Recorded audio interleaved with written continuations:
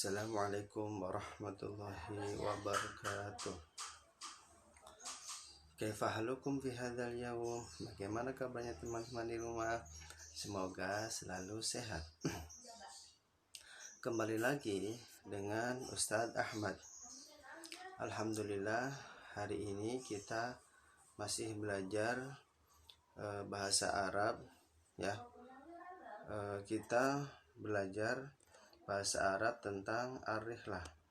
Namun sebelum ke pembelajaran, Ustadz Ahmad akan informasikan dulu terkait tema ya.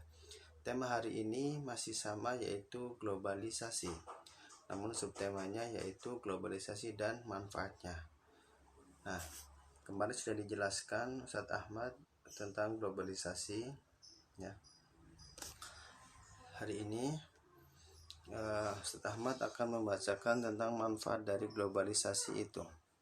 Namun sebelumnya ada firman Allah yang berbunyi dalam Quran Al-Hujurat ayat 13 yang artinya, wahai umat manusia, sesungguhnya kami telah menciptakan kamu dari lelaki dan perempuan, dan kami telah menjadikan kamu berbagai bangsa dan bersuku-suku supaya kamu saling berkenalan. Sesungguhnya semulia-mulia kamu di sisi Allah ialah orang yang lebih takwa di antara kamu, bukan yang lebih keturunan atau bangsanya. Sesungguhnya Allah Maha mengetahui lagi Maha mendalam pengetahuannya akan keadaan dan amalan kamu. Nah, dari firman Allah ini dapat diambil kesimpulan ya, ada beberapa manfaat adanya globalisasi. Yang pertama, semakin memudahkan masyarakat untuk mendapatkan sebuah informasi. Ini tentunya kita sudah mengetahui bersama ya, akan sebuah informasi yang datangnya dengan mudah melalui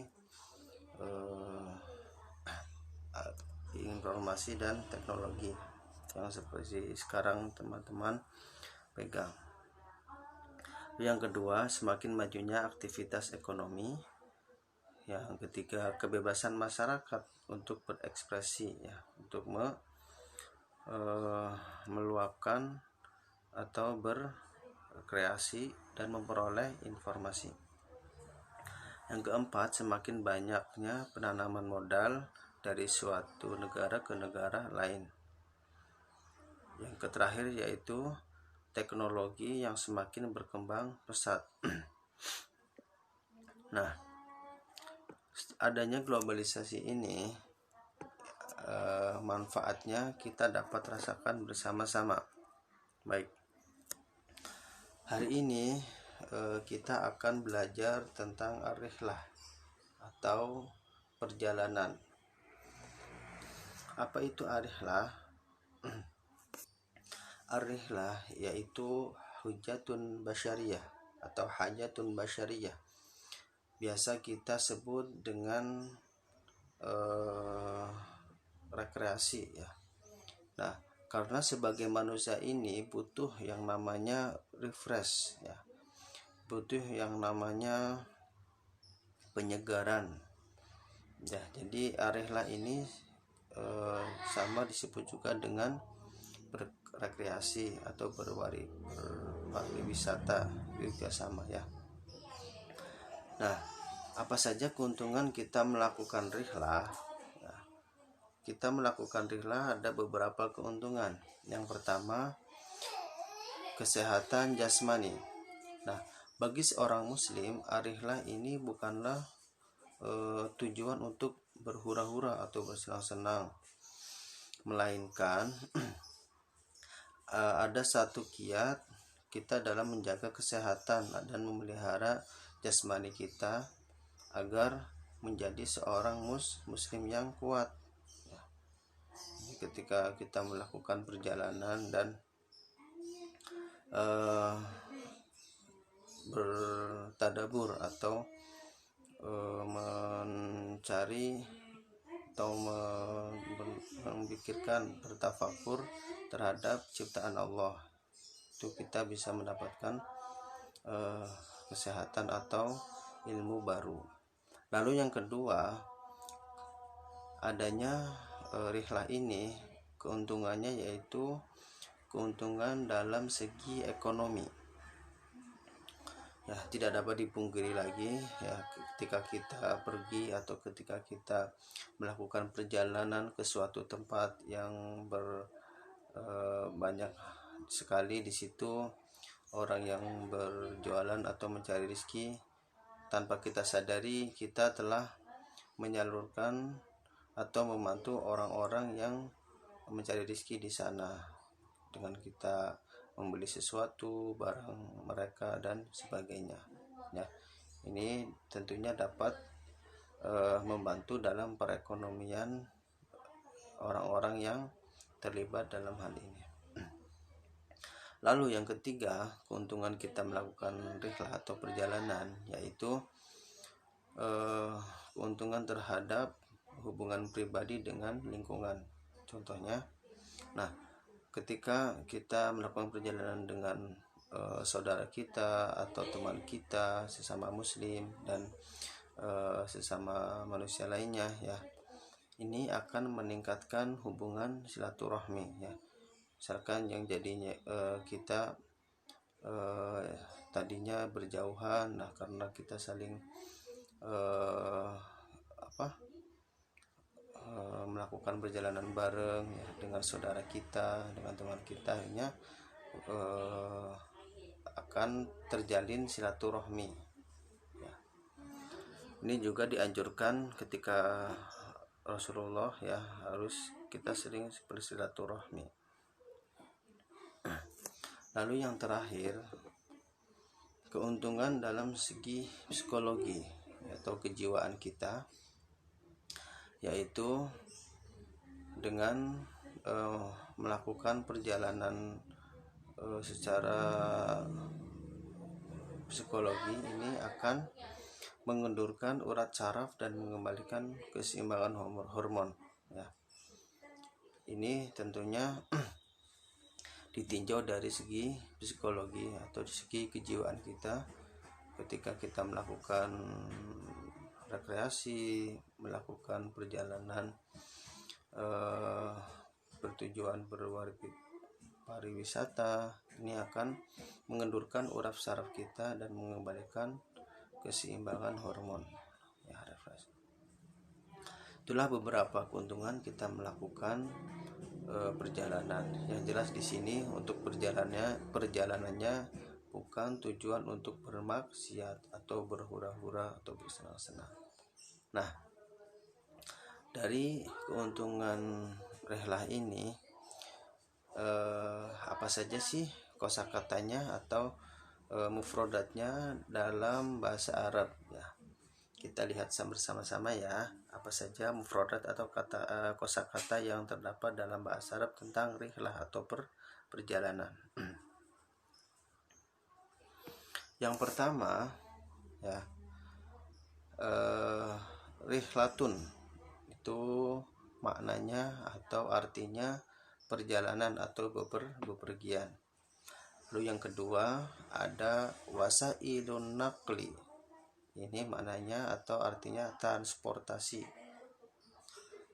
Yang ketiga ta'iratun, artinya pesawat terbang. Safinatun, artinya kapal laut. Sayyaratun, artinya mobil. Utubisi, artinya bis atau bus. Qitarun, artinya kereta api ya. Ini dari ta'iratun sampai utubis, ini alat ya atau benda yang kita salah satu media untuk melakukan perjalanan ya. Ada pesawat terbang, bisa kapal laut, mobil, bus dan sejenisnya. Nah, lalu untuk selanjutnya yaitu di sini ada tempat di mana pemberhentian dari masing-masing media atau alat kita melakukan perjalanan. Yang pertama ada matorun, artinya bandara. Selanjutnya minaun, pelabuhan. mahattotun utubisi, itu artinya terminal. Lalu mahattotun kitori, artinya stasiun. Ya, itulah beberapa atau tempat-tempat atau alat-alat ketika kita akan melakukan perjalanan, medianya seperti itu.